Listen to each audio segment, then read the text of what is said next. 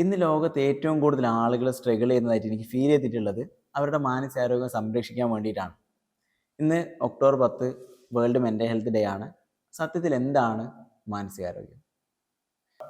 മാനസികാരോഗ്യം എന്ന് പറയുമ്പോൾ നമ്മുടെ ശാരീരികവും വൈകാരികവും സോഷ്യൽ ആയിട്ടുള്ള എല്ലാത്തിൻ്റെയും ഒരു ഹെൽത്ത് ആണ് മാനസികാരോഗ്യം. ഇതെല്ലാം കൂടി ഒത്തുചേരുമ്പോഴാണ് നമുക്ക് ഒരു നല്ല മാനസികാരോഗ്യം ഉണ്ടെന്ന് പറയാൻ പറ്റും. ഇന്ന് എന്തൊക്കെ കാര്യങ്ങളായിരിക്കും ഒരു പക്ഷേ ഒരു വ്യക്തി അയാളുടെ മെൻ്റൽ ഹെൽത്ത് സംരക്ഷിക്കാൻ വേണ്ടിയിട്ട് ചെയ്യേണ്ട കാര്യങ്ങൾ? ഒരു വലിയ ചോദ്യം തന്നെയാണ്. നമ്മൾ എന്തൊക്കെ കാര്യങ്ങൾ മെന്റൽ ഹെൽത്ത് ഇംപ്രൂവ് ചെയ്യാമെന്നുള്ളതിൽ ഒരുപാട് കാര്യങ്ങളുണ്ട്. ജിത്തു എന്നോട് ഈ ചോദ്യം ചോദിച്ചപ്പോൾ എൻ്റെ മനസ്സിലേക്ക് ഈ ഒരു പഠനമാണ് കടന്നു വന്നത്. അമേരിക്കയിലുള്ള ഹാർവാർഡ് യൂണിവേഴ്സിറ്റി ഏകദേശം ഒരു 80 വർഷക്കാലം നീണ്ടു നിൽക്കുന്ന ഒരു പഠനം നടത്തി. എന്താണ് ഒരു മനുഷ്യനെ സന്തോഷവാനും ആരോഗ്യവാനുമാക്കി മാറ്റുന്നത്? അതായിരുന്നു അവരുടെ പഠനത്തിന്റെ ടോപ്പിക്. അങ്ങനെ 80ഓളം വർഷക്കാലം ഒരു ഏകദേശം ആയിരക്കണക്കിന് ആളുകളെ അവർ ഈ പഠനത്തിന് വേണ്ടി റിക്രൂട്ട് ചെയ്തു. അവരുടെ ബ്ലഡ് ടെസ്റ്റ്, പിന്നെ അതുപോലെ സോഷ്യൽ ലൈഫ്, അവരുടെ മാനസികമായിട്ടുള്ള ആരോഗ്യം, ഫാമിലി, വർക്ക് ലൈഫ്, അങ്ങനെ എല്ലാ കാര്യങ്ങളും ഈ അവിടെയുള്ള ഹാർവാർഡിലുള്ള യൂണിവേഴ്സിറ്റിയിലുള്ള ഫാക്കൽറ്റീസ് 80 വർഷക്കാലം നീണ്ടു നിന്നൊരു നിരീക്ഷണം നടത്തി, അവരെ കുറിച്ച് പഠിച്ചു. അപ്പം ഈ പഠനം നടത്തിയ പലരും മരണപ്പെട്ടു. പക്ഷെ വീണ്ടും പുതിയ പുതിയ ആളുകളെ അവർ ഇതിൽ വേണ്ടിയിട്ട് റിക്രൂട്ട് ചെയ്തു. പുതിയ ആളുകൾ പഠനം നടത്താനൊക്കെ വന്നു. അങ്ങനെ 80 വർഷക്കാലം നീണ്ടു നിന്ന ഈ ഒരു പഠനത്തിന്റെ ഒരു റിസൾട്ട് ചുരുക്കി 2 വാക്കിൽ പറയുകയാണെങ്കിൽ, ഒരു മനുഷ്യനെ ഏറ്റവും സന്തോഷവാനും ആരോഗ്യവാനുമാക്കി മാറ്റുന്നത് നല്ല സ്ട്രോങ് ബന്ധങ്ങളാണ്. നമ്മളെ കേൾക്കാൻ ആളുണ്ടെങ്കിൽ, നമ്മളെ സ്നേഹിക്കാൻ ജെനുവിനായിട്ട് നമുക്ക് ഫ്രണ്ട്സ് ആവാം, ചിലപ്പോൾ പേരൻസ് ആവാം, ഭാര്യ, ഭർത്താവ്, ആരാണെങ്കിലും നമുക്ക് സ്നേഹിക്കാൻ, നമ്മളെ ലിസൺ ചെയ്യുന്ന ജെനുവിൻ ആയിട്ടുള്ള ആളുകൾ നമ്മുടെ ലൈഫിലുണ്ടെങ്കിൽ നമ്മൾ ഹെൽത്തിയാണ്, നമ്മുടെ മെമ്മറി ഷാർപ്പാവും, അതേപോലെ തന്നെ ശാരീരികമായിട്ടും മാനസികമായിട്ടുള്ള ആരോഗ്യം ഇമ്പ്രൂവ് ആവും. ഇതില്ലെങ്കിൽ നമ്മുടെ മെമ്മറിയിൽ കുറവ് സംഭവിക്കും, നമ്മുടെ മാനസികാരോഗ്യത്തിൽ പ്രശ്നങ്ങൾ സംഭവിക്കും, ഡിപ്രഷൻ വരാനുള്ള ചാൻസ് കൂടുതലാണ്.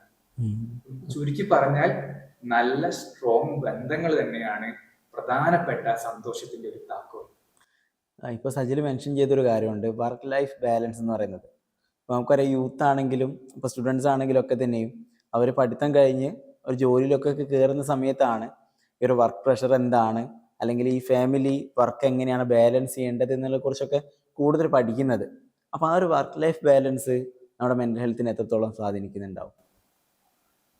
ശരിയാണ്. ഇന്നത്തെ കാലത്ത് വർക്ക് ലൈഫ് ബാലൻസ് ഒരു പ്രധാനപ്പെട്ട ടോപ്പിക് തന്നെയാണ്. കാരണം ഇന്ന് വർക്കിന്റെ സ്ട്രെസ് മൂലം ഒരുപാട് ആളുകൾ മാനസികമായിട്ട് ബുദ്ധിമുട്ടിൽ ഏർപ്പെടുന്നുണ്ട്. അപ്പം അങ്ങനെ മാനസികമായിട്ട് ബുദ്ധിമുട്ട് അനുഭവിക്കുന്നവരുടെ എണ്ണം കൂടി വരികയാണ്. മെയിൻ പ്രശ്നം വർക്കല്ല, നമുക്ക് സ്ട്രെസ് വരുമ്പോൾ അത് മാനേജ് ചെയ്യാനുള്ള ബുദ്ധിമുട്ടാണ് പലപ്പോഴും. ശരിക്കും പറയുകയാണെങ്കിൽ വർക്ക് നമുക്ക് കൂടുമ്പോൾ അതിനനുസരിച്ച് സ്ട്രെസ് മാനേജ്മെന്റ് ടെക്നിക്ക് കൂടി നമ്മൾ ഡെയിലി ലൈഫിൽ ഇംപ്ലിമെന്റ് ചെയ്യുകയാണെങ്കിൽ നല്ല സ്ട്രെസ് കുറയും. നല്ല എക്സസൈസ് ചെയ്യാൻ, നമുക്ക് നല്ല ഫുഡ് കഴിക്കാം, അതേപോലെ തന്നെ ഹെൽത്തി ഫുഡ്, അതേപോലെ തന്നെ സോഷ്യൽ കണക്ഷൻസ്, നല്ല ബന്ധങ്ങൾ മെയിൻറ്റെയിൻ ചെയ്യാം, സ്ക്രീനിന്റെ ടൈം കുറയ്ക്കാം. ഇങ്ങനെ ഒരുപാട് മെത്തേഡ് ഉണ്ട് നമുക്ക് സ്ട്രെസ് റിലീസ് ചെയ്യാൻ. അങ്ങനെ വർക്കും ലൈഫ്, നമ്മുടെ പേഴ്സണൽ ലൈഫും ഹെൽത്തി ആയിട്ട് ബാലൻസ് ചെയ്ത് കൊണ്ടുപോകുകയാണെങ്കിൽ സ്ട്രെസ് ഒരു പരിധി കുറയ്ക്കാൻ പറ്റും. ഇതിൽ എനിക്ക് ഭയങ്കരമായിട്ട് കൗതുകം തോന്നിയൊരു കാര്യം എന്താണെന്നറിയോ? ഇപ്പോൾ ആളുകൾ പലരും പലതരത്തിലുള്ള പ്രശ്നങ്ങളോട് കടന്നു പോകും. അപ്പോൾ പലരും പറയുന്ന ഒരു റീസൺ എന്താ വെച്ചാൽ, എനിക്ക് ഡിപ്രഷൻ ആണെന്നൊക്കെ പറയും, ഭയങ്കര സ്ട്രെസ്സാണ്, ഡിപ്രഷൻ ആണെന്നൊക്കെ പറയും. അപ്പം ഡിപ്രഷൻ എന്നൊക്കെ പറയുമ്പോൾ നമ്മൾ അത്രയും പീക്ക് ലെവലിൽ അയാൾ അത്രയും തകർന്നു നിൽക്കുന്ന ഒരവസ്ഥയാണ് ഡിപ്രഷൻ. അപ്പം അത് നോർമലായിട്ട് അതിനെ നോർമലൈസ് ചെയ്ത് പറയുമ്പോൾ അത് ഒരു പക്ഷേ കൂടുതലായിട്ടും അയാൾക്കതൊരു പ്രശ്നമാവും, അല്ലെങ്കിൽ അതൊരു വലിയ പ്രശ്നമാണ് നമുക്ക് ഫീൽ ചെയ്യാറില്ല. വളരെ കറക്റ്റാണ്. ഇന്ന് നമുക്ക് സാധാരണ കേട്ട് വരുന്ന ഒരു ടേമാണ് ഡിപ്രഷൻ. ആളുകൾ ചെറിയ വിഷമം വരുമ്പോൾ, അയ്യോ ഞാൻ ഡിപ്രഷൻ ആണ്, ഇതിന്റെ മൂഡ് ചെറിയൊരു ലോ മൂഡ് ആയിരിക്കും, പക്ഷെ നമ്മൾ പറയും ഡിപ്രഷൻ ആണെന്നാണ്. ശരിക്കും ഡിപ്രഷൻ എന്നത് അത് ഒരു ചെറിയൊരു മൂഡ് ചേഞ്ച് ഉണ്ടാവുന്നത് ഡിപ്രഷൻ ആയിട്ട് നമ്മൾ ഒരിക്കലും കാണരുത്. ഡിപ്രഷൻ എന്ന് പറയുമ്പം അതിന് കുറെ ക്രൈറ്റീരിയ ഉണ്ട് ഡിപ്രഷൻ ആവണമെങ്കിൽ. ICD-10 വെച്ചിട്ട് ലോ മൂഡ്, ലോ എനർജി, നമുക്ക് ആക്ടിവിറ്റീസിൽ ഉണ്ടാവുന്ന ഇൻട്രസ്റ്റ് കുറവ്, ഇങ്ങനെ ഒരു 2 ആഴ്ചയോളം നീണ്ടു നിൽക്കുന്ന സിംറ്റംസ്, ഇതേപോലുള്ള പ്രശ്നങ്ങൾ ഉണ്ടാവുമ്പോഴൊക്കെയാണ് ഡിപ്രഷൻ എന്ന് നമുക്ക് ഡയഗ്നോസ് ചെയ്യാൻ പറ്റും. പക്ഷെ ഇന്നത്തെ കാലത്ത് ചെറുതായിട്ടൊന്ന് ലോ മൂഡ് ആവുമ്പോഴേക്ക് എടാ ഞാൻ ഡിപ്രസ്ഡ് ആണ്, അതൊരു കോമൺ ആയിട്ട് യൂസ് ചെയ്ത് വരുന്ന ടേമാണ്. അതെ. അതുപോലെ തന്നെ എനിക്ക് തോന്നുന്നു ഇപ്പം എല്ലാ ആൾക്കാരുടെ ലൈഫിലും അതായത് ഒരിക്കലും ലൈഫ് നേരെ പോയില്ല. അത് ഒരു ഹാപ്പിനെസ് ആയിട്ടൊരു കാര്യം സംഭവിക്കും, ഡൗൺ ആവും, വീണ്ടും ഹാപ്പി ആവും, ഡൗൺ. ഈ ഒരു സ്ട്രക്ചറിലാണ് ഇതിങ്ങനെ പോയിക്കൊണ്ടിരിക്കുക. അപ്പോൾ പലരും വിചാരിക്കുന്നത് അയ്യോ എൻ്റെ ലൈഫിൽ മാത്രമാണ് ഇങ്ങനെ ഒരു അവസ്ഥ വരുന്നത്, അല്ലെങ്കിൽ എത്രത്തോളം ഞാൻ എഫേർട്ട് ഇട്ടാലും എനിക്ക് നിരന്തരമായിട്ട് സന്തോഷം കിട്ടുന്നില്ല, ഞാൻ പെട്ടെന്ന് സങ്കടത്തിലേക്ക് ആയിരുന്നു പോകുന്നു എന്നൊക്കെ വിചാരിക്കുന്നുണ്ട്. അപ്പോൾ അങ്ങനെയുള്ള അവസ്ഥകൾ നോർമലാണോ, അല്ലെങ്കിൽ അത് ചില ആളുകൾക്ക് മാത്രം സംഭവിക്കുന്നതാണോ? ശരിക്കും പറയുകയാണെങ്കിൽ നമ്മൾ ലൈഫിൽ എല്ലാവരും ഒരു ലോ മൂഡ് അല്ലെങ്കിൽ സ്ട്രെസ് ഒക്കെ ഫേസ് ചെയ്യുന്നവരാണ്. പക്ഷേ ഹൗ വി മാനേജ്, അതാണ് അതിലൊരു ഇമ്പോർട്ടന്റ് കാര്യം. ചിലർ സൈക്കോളജിക്കലി ഹെൽത്തി ആയിട്ടുള്ള ആളുകൾ സ്ട്രെസ് വരും, വിഷമം ഉണ്ടാവും, ബുദ്ധിമുട്ടുകൾ ഉണ്ടാവും, സ്ട്രഗിൾ ഉണ്ടാവും. കാരണം നമ്മൾ കംഫർട്ട് സോണിൽ നിന്ന് മാറി നിൽക്കുന്ന നേരം ഓട്ടോമാറ്റിക് ആയിട്ട് നമുക്ക് ഉണ്ടാവുന്ന ഒരുപാട് മാനസികമായിട്ടുള്ള വെല്ലുവിളികൾ ഉണ്ടാവും. ഇതിനെ എങ്ങനെ മറികടക്കുന്നു, എങ്ങനെ മാനേജ് ചെയ്യുന്നു, അതിലാണ് എന്താണ് ഒരു കീ. അതായത് നമ്മൾ നേരത്തെ പറഞ്ഞ പോലെ തന്നെ മെന്റലി സ്ട്രോങ് ആയിട്ടുള്ള ഒരാൾക്ക് റെസിലിയൻസ് ഹൈ ആയിരിക്കും. റെസിലിയൻസ് ഹൈ ആവുമ്പോൾ സ്ട്രെസ്ഫുൾ സിറ്റുവേഷൻ വരുമ്പോൾ നമുക്ക് കുറച്ച് ബുദ്ധിമുട്ടുണ്ടാവും, പക്ഷെ അതിനെ ഓവർകം ചെയ്യാനുള്ള സ്പീഡ് കൂടും നമുക്ക് റെസിലിയൻസ് കൂടുമ്പോൾ. സോ അത് എങ്ങനെ റെസിലിയൻസ് കൂട്ടാം എന്ന് ചോദിക്കുമ്പോൾ അതിനും ഒരുപാട് മെത്തേഡ് ഉണ്ട്. ഒന്ന് നമുക്ക് റിഫ്ലക്ട് ചെയ്യാം, നമുക്ക് ലൈഫിൽ സംഭവിച്ച കാര്യങ്ങളൊക്കെ ഒന്ന് ഇരുന്ന് ആലോചിച്ച് നോക്കാം. എവിടെയാണ് എൻ്റെ മിസ്റ്റേക്ക്, എവിടെയാണ് ഞാൻ ഇംപ്രൂവ് ചെയ്യേണ്ടത്, എന്താണ് എൻ്റെ സ്ട്രെങ്ത്, അപ്പം എങ്ങനെയാണ് ഞാൻ എൻ്റെ മിസ്റ്റേക്ക്, വീക്ക്നെസ് ഓവർകം ചെയ്യേണ്ടത്. ഇങ്ങനെ ഒന്ന് ഇരുന്ന് നമ്മൾ ഡെയിലി ടൈം കിട്ടുമ്പോൾ ഒക്കെ ഒന്ന് സെൽഫ് റിഫ്ലക്ഷൻ ചെയ്യുകയാണെങ്കിൽ നമുക്ക് വിൽ പവർ കൂട്ടാൻ സാധിക്കും. ഇപ്പം പലരും ജിമ്മിലൊക്കെ പോകുന്നുണ്ട്, അവരുടെ ഫിസിക്കൽ ഹെൽത്തിന് കുറേ കൂടെ പ്രാധാന്യം കൊടുത്തുകൊണ്ട് ജിമ്മിലൊക്കെ പോകുന്നു. ഒരു പക്ഷേ എനിക്ക് തോന്നുന്നു ഞാൻ കുറേ കാലം മുന്നേ വരെ വിചാരിച്ചിരുന്നത് നമ്മൾ ജിമ്മിൽ പോകുന്നത് വെറും ഫിസിക്കലി നമ്മൾ ഫിറ്റ് ആകാൻ വേണ്ടിയിട്ട് മാത്രമാണ് നല്ലതാണ്. പക്ഷെ എനിക്ക് പിന്നെയാണ് ഞാനത് റിയലൈസ് ചെയ്യുന്നത് അവിടെ ഒരു മൈൻഡ്ഫുൾനെസ് അവിടെ നമുക്ക് കിട്ടുന്നുണ്ട്. ജിമ്മിലൊക്കെ പോയി നമ്മൾ വർക്കൗട്ട് ചെയ്യുമ്പോൾ നമ്മൾ മെൻ്റലി കുറേ കൂടെ എന്താവുന്നുണ്ട്, ഓക്കെ ആവുന്നുണ്ട്, അല്ലെങ്കിൽ കുറേ കൂടെ നമ്മൾ കാര്യങ്ങൾ പഠിക്കുന്നുണ്ട് എന്നുള്ളത്. അപ്പോൾ ഈ ഫിസിക്കൽ ഹെൽത്തും മെൻ്റൽ ഹെൽത്തും അത് ഒരേപോലെ കൊണ്ടുപോകുന്ന സമയത്തല്ലേ നമുക്ക് കൂടുതലായിട്ടും അതിനൊരു നോർമലായിട്ട് ലൈഫിനെ കൊണ്ടുപോകാൻ വേണ്ടി സാധിക്കുക. തീർച്ചയായും ഒരു നാണയത്തിന്റെ 2 വശങ്ങളാണ് ഫിസിക്കൽ ഹെൽത്തും മെന്റൽ ഹെൽത്തും. ഫിസിക്കലി നമ്മൾ ഫിറ്റ് ആണ്, ഫിസിക്കൽ ഹെൽത്ത് നല്ലപോലെ നോക്കുന്നുണ്ടെങ്കിൽ മെന്റൽ ഹെൽത്തും ഓട്ടോമാറ്റിക് ആയിട്ട് ഇമ്പ്രൂവ് ആവും. ഇതിപ്പോ ഒരുപാട് സ്റ്റഡീസ് ഇത് പ്രൂവ് ചെയ്യുന്നുണ്ട്, എല്ലാവർക്കും അറിയുന്ന കാര്യമാണ്. എക്സസൈസ് ചെയ്യുകയാണെങ്കിൽ മെന്റൽ ഹെൽത്ത് ഇമ്പ്രൂവ് ആവുന്നത്. ഡെയിലി ലൈഫിൽ നമ്മൾ ഫിസിക്കൽ ആക്ടിവിറ്റി ചെയ്യുമ്പോൾ നമ്മുടെ ശരീരത്തിൽ ഒരുപാട് ഹോർമോണുകൾ ഉൽപ്പാദിപ്പിക്കുന്നുണ്ട്.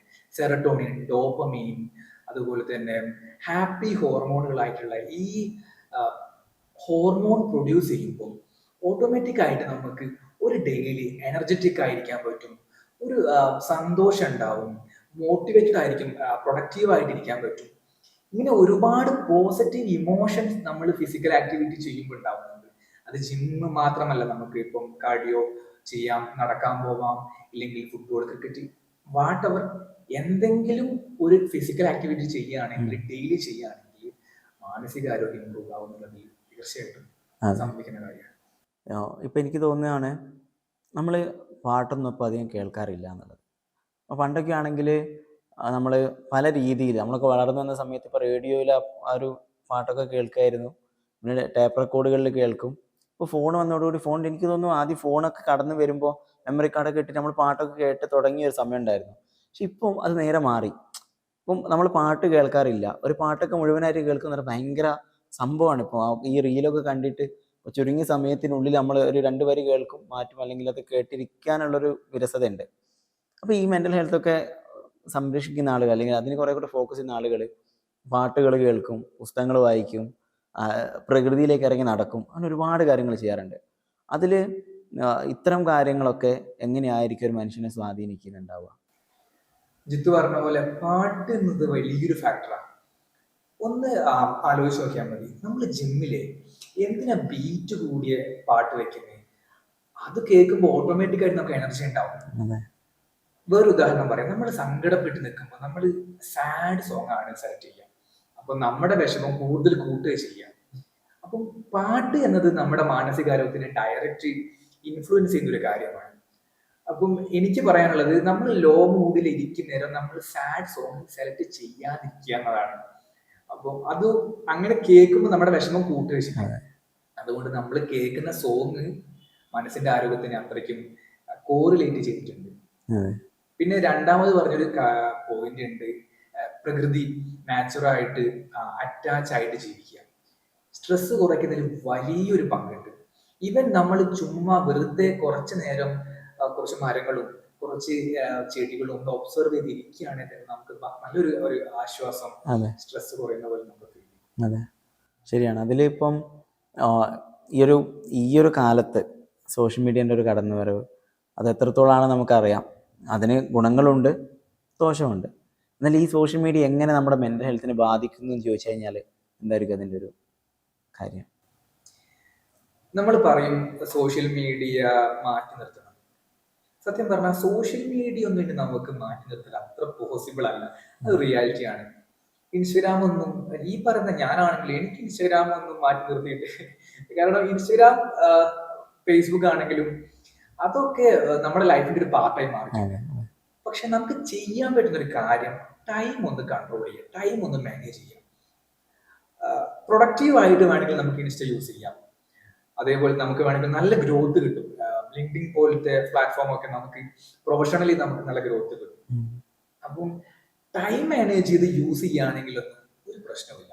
ഓവർ യൂസ് ആണ് എപ്പോഴും നമുക്ക് ഒരുപാട് ഇഷ്യൂസിലേക്ക് ലീഡ് ചെയ്യും.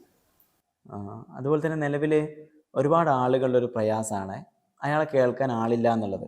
കഴിഞ്ഞ ഡേറ്റ് ഇങ്ങനെ ഇൻസ്റ്റാഗ്രാമിൽ ആഡ് കണ്ടു, 99 രൂപയ്ക്ക് നിങ്ങൾക്ക് 1 മണിക്കൂർ എന്നോട് സംസാരിക്കാം എന്നൊക്കെ പറഞ്ഞിട്ടൊരു ആഡ്.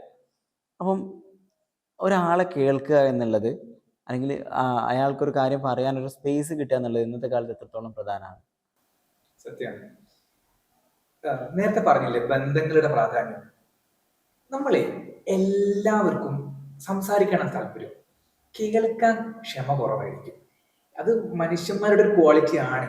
എല്ലാവർക്കും സ്വന്തം കാര്യങ്ങൾ പറയണം, അല്ലെങ്കിൽ എന്തെങ്കിലുമൊക്കെ സംസാരിക്കണം. പക്ഷെ ലിസണിങ് എന്ന് പറയുന്നത് ആളുകൾ വളരെ അത്ര ഇമ്പോർട്ടൻസ് കൊടുക്കില്ല.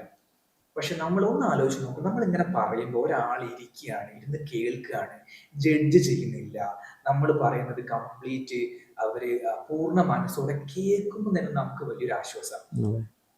ക്ലിനിക്കിൽ വരുന്ന പല ക്ലയന്റും തുടക്കം തന്നെ കുറെ ഒന്ന് അവർ വെന്റിലേറ്റ് ചെയ്യുമ്പോൾ അവരെ പ്രശ്നങ്ങളൊക്കെ തുറന്ന് പറയുമ്പോൾ തന്നെ ഒരു പരിധി വരെ അവരെ പ്രശ്നങ്ങളൊക്കെ അങ്ങ് കുറയുന്നുണ്ട്.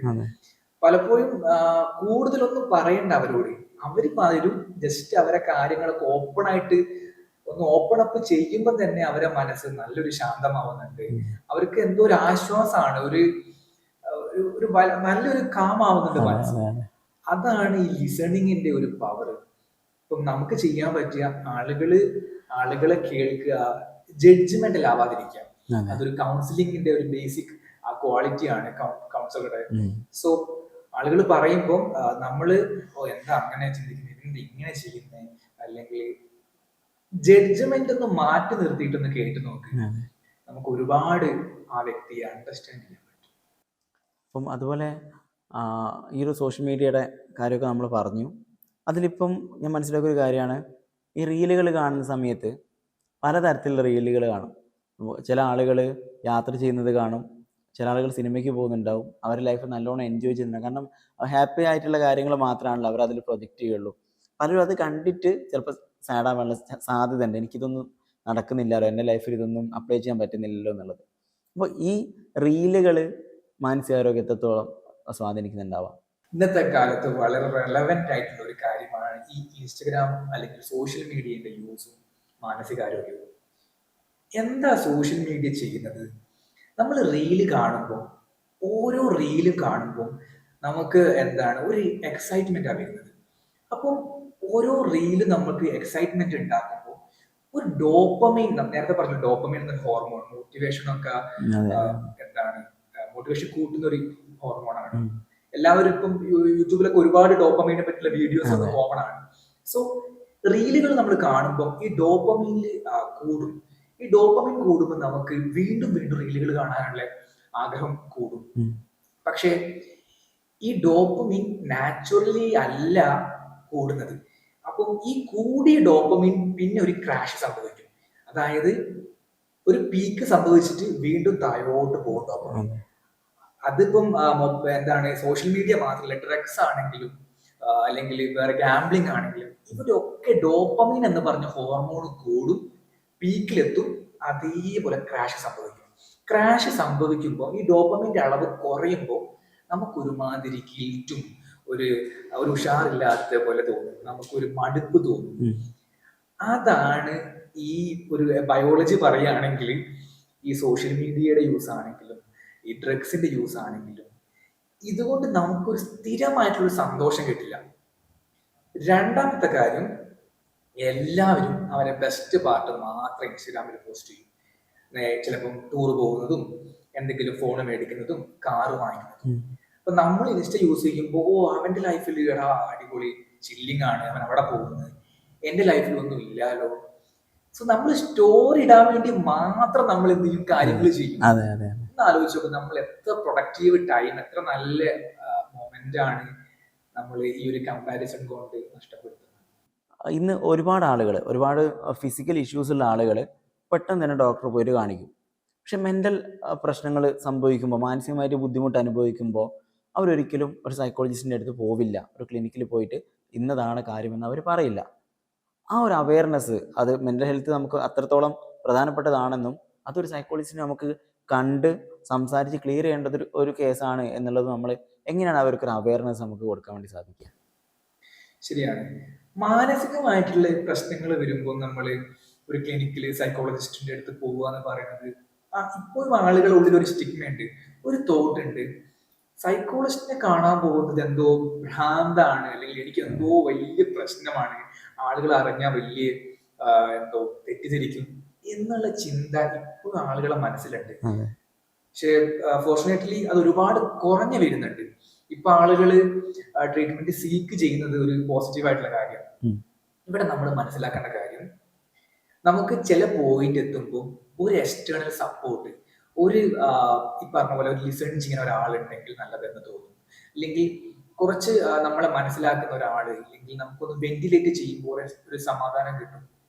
ഇങ്ങനെ ഒരുപാട് ബെനിഫിറ്റ് ഉണ്ട് ഒരു സൈക്കോളജിസ്റ്റിന്റെ സേവനം നമുക്ക് കിട്ടുമ്പോൾ. അതെ. അപ്പം അതുകൊണ്ട് തന്നെ നമ്മൾ ഒരു സൈക്കോളജിസ്റ്റിനെ കാണാൻ പോയി കൗൺസിലിംഗ് സ്റ്റാർട്ട് ചെയ്യുകയാണെങ്കിൽ നമുക്ക് തന്നെ ഒരു പേഴ്സണൽ ഗ്രോത്തും ഒരു ഇമ്പ്രൂവ്മെന്റും ഒക്കെ നമുക്ക് ഫീൽ ചെയ്യും. സോ എന്തുകൊണ്ടും നല്ലത് തന്നെയാണ്. നമ്മൾ കേട്ടുകൊണ്ടിരിക്കുന്ന ആളുകൾക്ക് കുറേ കൂടെ ഇനി മെൻ്റൽ ഹെൽത്ത് ഒന്ന് ശ്രദ്ധിക്കാം, അതിൽ കുറേ കൂടെ ഒന്ന് അവെയർ ആവാം എന്ന് ചിന്തിക്കുന്നുണ്ടാവും. അപ്പോൾ അങ്ങനെയുള്ള ആളുകൾക്ക് കൊടുക്കാൻ പറ്റിയ, അവർക്ക് മെൻ്റൽ ഹെൽത്ത് കുറേ കൂടെ നല്ല രീതിക്ക് ഇമ്പ്രൂവ് ചെയ്യാൻ പറ്റിയ കുറച്ച് ടിപ്സ് എന്തൊക്കെയായിരിക്കും? ആദ്യം തന്നെ കുറെ മീ ടൈം കണ്ടെത്തുക, നമുക്ക് വേണ്ടി കുറച്ച് സമയം കണ്ടെത്തുക. എന്നിട്ട് നമ്മൾ എന്ത് ചെയ്യുക, ഒന്നും ചെയ്യാതിരിക്കാം. അതെ. ഇന്ന് നമ്മളിലെ നമ്മുടെ ബ്രെയിന് കുറെയൊക്കെ മാറിയിട്ടുണ്ട്. നമുക്ക് കുറച്ചു നേരം വെറുതെ ഇരിക്കാൻ പറ്റില്ല. അപ്പൊ നമ്മൾ ഇൻസ്റ്റഗ്രാമോ അല്ലെങ്കിൽ സോഷ്യൽ മീഡിയ നോക്കും. അതെ. ബോറടിക്കണം, നമ്മൾ വെറുതെ ഇരിക്കണം. മടി പിടിച്ചിരിക്കുക എന്നല്ല, അത് വേറെയാണ്. ഒന്നും ചെയ്യാതെ സമാധാനമായിട്ട് കുറച്ചു നേരം ഇരിക്കുക. അപ്പൊ നമുക്ക് തന്നെ നമ്മുടെ തോട്ടുകളൊക്കെ അനലൈസ് ചെയ്യാൻ പറ്റും. അതെ. അപ്പോൾ എപ്പോഴും നമ്മൾ എന്തെങ്കിലും ഒരു സ്റ്റിമുലേഷൻ സീക്ക് ചെയ്ത് പോകാണ്ടിരിക്കുക. കുറച്ചു നേരം വെറുതെ ഇരിക്കുമ്പോഴേക്ക് ഫോണിൽ സ്ക്രോൾ ചെയ്യാതിരിക്കുക. കുറെ നേരമൊക്കെ ബോറടിച്ച് വെറുതെ ഇരിക്കുക. രണ്ടാമത്തെ കാര്യം, ഫിസിക്കൽ ആക്ടിവിറ്റി എന്ന് പറയുന്നത് നമുക്ക് ബ്രഷ് ചെയ്യുന്ന പോലെ, കുളിക്കുന്നത് പോലെ ഡെയിലി ലൈഫിന്റെ ഒരു ഭാഗമാക്കേണ്ട കാര്യമാണ്. എന്തെങ്കിലും some kind of physical movement daily ചെയ്യാം. മൂന്നാമത്തെ കാര്യം ബന്ധങ്ങൾ, ക്വാളിറ്റി ബന്ധങ്ങൾ മെയിൻറ്റെയിൻ ചെയ്യുക. അത് ഇൻസ്റ്റ ത്രൂ, ഫേസ്ബുക്ക് ത്രൂ എന്നുള്ളതിലുപരി നേരിട്ട് കാണുമ്പോൾ ക്വാളിറ്റി ടൈം സ്പെൻഡ് ചെയ്യുക. അത് അച്ഛൻ്റെ കൂടെ ആവാം, അമ്മേൻ്റെ കൂടെ, വൈഫ് ആണെങ്കിൽ, ഫ്രണ്ട്സ് ആണെങ്കിൽ, ജെന്യുവിൻ ആയിട്ടുള്ള ആളുകളെ കൂടെ കുറച്ച് നേരം സ്പെൻഡ് ചെയ്യും. പിന്നെ പ്രകൃതി, അത് മാറ്റി നിർത്തിയിട്ട് ഒരു കളിയില്ല. അതെ. നമ്മളെ വീട്ടിൽ തന്നെ കുറെ പൂക്കളും മരങ്ങളും ഒക്കെ ഉണ്ടെങ്കിലേ വീട് ശരിക്കും ഒരു ഹോമായി മാറും, ഒരു ജീവനുള്ളത് പോലെയാണ്. അപ്പം കുറച്ച് ടൈം പ്രകൃതി പുറത്തിറങ്ങിയിട്ട് ഒന്ന് സ്പെൻഡ് ചെയ്യുകയാണെങ്കിൽ, നാച്ചുറൽ സ്പെൻഡ് ചെയ്യുകയാണെങ്കിൽ നമുക്ക് നല്ലൊരു സമാധാനം ഫീൽ ചെയ്യും. പിന്നെ ഒരുപാട് ശരി. കാര്യങ്ങളുണ്ട്, ഞാൻ കുറച്ച് 4 പോയിന്റ് പറഞ്ഞു. അതെ. അപ്പം ഒരുപാട് കാര്യങ്ങൾ നമ്മൾ മെൻ്റൽ ഹെൽത്തിനെ കുറിച്ച് സംസാരിച്ചു. ഇപ്പം എന്നെ സംബന്ധിച്ചിടത്തോളം ഞാൻ പല ആളുകളോടായിട്ട് പറയുന്നൊരു കാര്യം എന്ന് പറയുന്നത്, നമ്മുടെ മെൻ്റൽ ഹെൽത്തിനെ കുറേ കൂടെ നമ്മൾ ശ്രദ്ധിക്കണം എന്നുള്ളത് തന്നെയാണ്. കാരണം നമ്മുടെ മൈൻഡ് എപ്പോൾ താളം തെറ്റുന്നോ അതിനനുസരിച്ച് നമ്മുടെ ലൈഫിലും കരിയറിലും വലിയ പ്രശ്നങ്ങളുണ്ടാവും. അപ്പോൾ നമ്മൾക്ക് എടുക്കുന്നൊരു കാര്യം എന്ന് പറയുന്നത് കുറേ കൂടെ നമുക്ക് വേണ്ടി, നമ്മുടെ സെൽഫിന് വേണ്ടി സമയം കണ്ടെത്തുക. അപ്പോൾ പറഞ്ഞ പോലെ നേച്ചറിലേക്ക് നമ്മൾ കുറേ കൂടെ ഇറങ്ങിച്ചെല്ലുക, നല്ല പുസ്തകങ്ങൾ വായിക്കുക, പാട്ടുകൾ കേൾക്കുക, സിനിമകൾ കാണുക, അങ്ങനെയുള്ള കുറേ കാര്യങ്ങൾ, നല്ല നല്ല ബന്ധങ്ങളൊക്കെ തന്നെയാണ് നമുക്ക് കൂടുതൽ കൂടുതൽ മെൻ്റൽ ഹെൽത്തൊക്കെ മുന്നോട്ട് കൊണ്ടുപോകാൻ വേണ്ടി സഹായിക്കുക എന്നുള്ളത്. സോ എല്ലാ ആളുകൾക്കും ലൈഫിൽ നല്ല മാനസികാരോഗ്യം ഉണ്ടാവട്ടെ. എല്ലാ ആളുകൾക്കും ലൈഫിൽ വലിയ പ്രയാസങ്ങളില്ലാതെ മുന്നോട്ട് പോകാൻ വേണ്ടി സാധിക്കട്ടെ എന്നുള്ളതാണ് എനിക്ക് ഈ നിമിഷത്തിൽ പറയാനുള്ളത്. അതങ്ങനെ തന്നെ സംഭവിക്കട്ടെ.